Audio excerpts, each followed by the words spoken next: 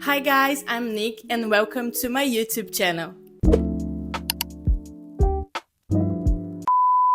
Today marks the beginning of a brand new series here on the channel, Brazilian Portuguese versus English. In this series, I compare books I have read in Portuguese with their original versions in English, and I highlight the main translations differences, character names, expressions, and even changes in tone. The idea is to show how reading can be a completely different experience depending on the language, and of course, to help you develop a new language through reading. But before we dive into this magical world, don't forget to like the video, subscribe to the channel, and hit the bell so you won't miss future episodes. I post new videos every Tuesday. And share this with someone who also loves a good book series. Oh, and follow me on social media @PagesWithNick. Since the news just came out about the new cast for the series set to premiere in 2026 on Max, today we are going to talk about a saga that, if you love reading, has definitely passed through your hands or at least sat on your bookshelf, right? Yes, I'm talking about Harry Potter. The movies were a huge part of my childhood, but it wasn't until I got older that I actually read the books, and now they bring so much nostalgia and that comforting feeling of home. But the question is, what changed when you read in Portuguese versus the original English? Let's find out. Before we get into the differences, it's worth remember that the Brazilian translation of the series was done by Lia Weiler, a very respected translator in the literary world. Translating Harry Potter wasn't just about swapping words between languages, but adapting the entire British magical culture to our Brazilian way of seeing things. And as with any good translation, yes, some things change. A lot. Let's start with the names of the main characters. Most of them are spelled the same, but the pronunciation is quite different, especially when you consider the accent. Starting with the main trio. So first in US accent. Let's go. Harry Potter. Now in British accent. Harry Potter. Harry Potter. In Portuguese, Harry Potter. In US accent. Hermione Granger. British accent. Hermione Granger. Hermione Granger. In Portuguese, Hermione Granger. Granger. Granger is in English. In Portuguese, Hermione Granger. US accent. Ron Weasley. British accent. Ron Weasley. Ron Weasley. In Portuguese, Ron Weasley. Other key characters. First in US accent. Albus Dumbledore. British accent. Albus Dumbledore. Albus Dumbledore. In Portuguese, Albus Dumbledore. US accent. Severus Snape. British accent. Severus Snape. Portuguese, Severus Snape.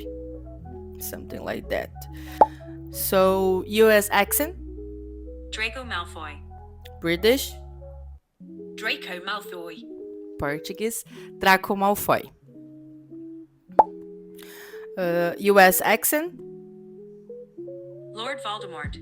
British. Lord Voldemort. Portuguese, Lord Voldemort. Fun fact, some Brits pronounce it without the T at the end, Voldemort, just like the author originally intended. Fan favorites. So first, US accent. Neville Longbottom. British. Neville Longbottom. In Portuguese, Neville Longbottom. Again, US. Luna Lovegood. British. Luna Lovegood. Portuguese, Luna Lovegood. US. Sirius Black. British, Sirius Black. Portuguese, Sirius Black. US accent, Rubius Hagrid. British, Rubius Hagrid.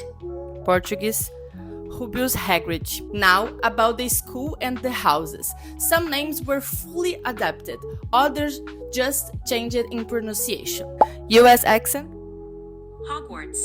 British, Hogwarts. Hogwarts. In Portuguese, this is the same word, but we say Hogwarts. Hogwarts. Yeah, Hogwarts. Now the houses. US accent, Gryffindor. British. Gryffindor. In Portuguese, became Grifinória. The sound is somewhat similar, and the name still suggests bravery. Other house. First, US. Slytherin. Now British. Slytherin.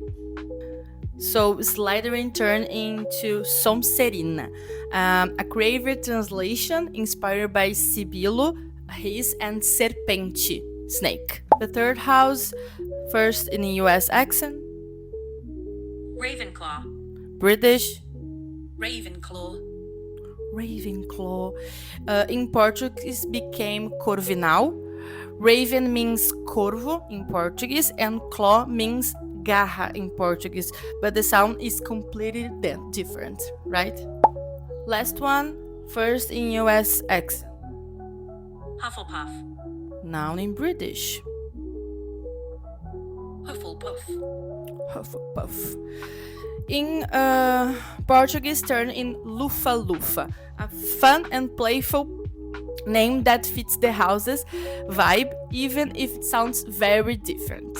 Here are a few more fun facts about difference between the English and the Portuguese versions of Harry Potter that you might not know.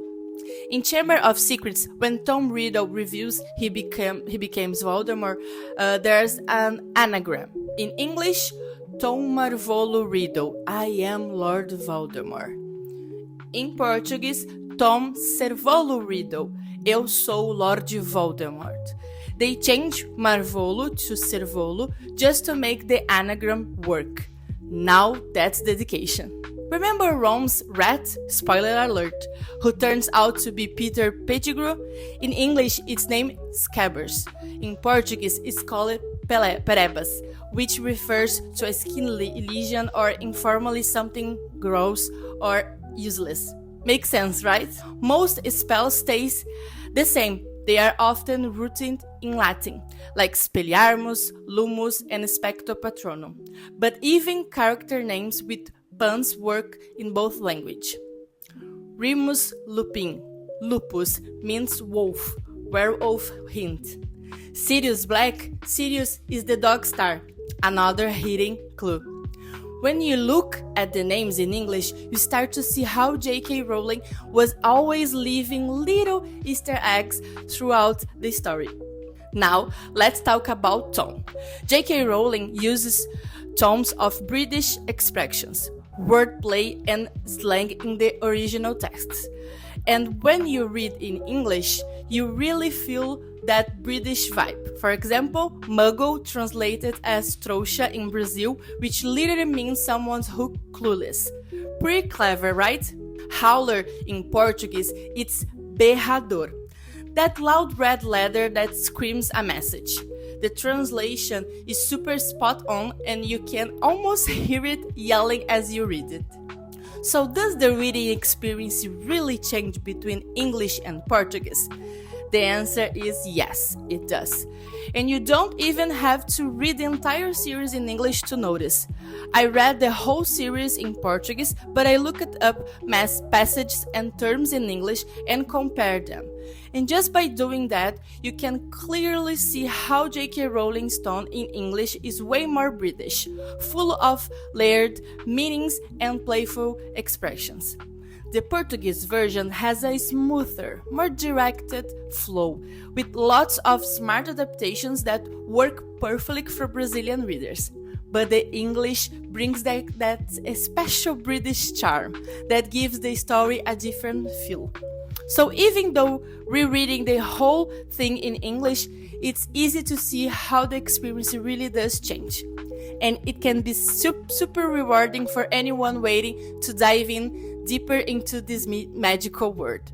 In short, the Portuguese version is more accessible, nostalgic, and perfect for those who grew up with it. The English version gives you a direct connection to the author's style, British humor, and all the original layers of the text. Both are valuable, and reading both might even make you love the story even more. Plus, you are improving your language skills while you are at it. And let's be honest, the excuse to rereading Harry Potter is a good one, right? So those were some of the difference between Harry Potter in Portuguese and in English. But now I want to hear from you. Did you read it in Portuguese, in English, or both? Which translation do you think was more creative? Was there anything you absolutely loved or thought was kind of weird? Leave a comment below. I would love to read what you think.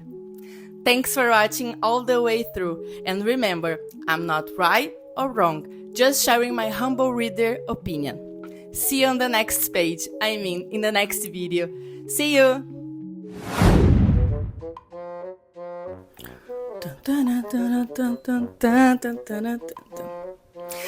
And as if a lot. The expression red. I am sick. Sorry. I don't know what is happening. It's crazy right here. So those were so fast. Don't like it. I don't like that. Let's go again. I need to breathe. Let's go again. I don't like it. Here we go again.